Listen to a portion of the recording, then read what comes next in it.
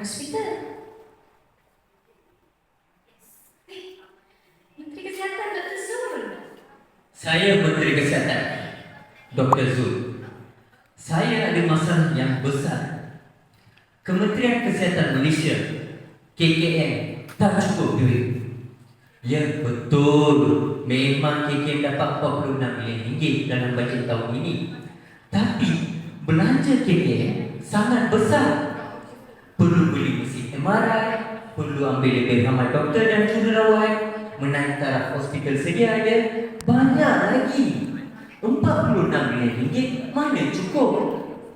Perdana Menteri kata, sorry, tak ada duit. Negara kita ada hutang yang besar, 1.2 trilion.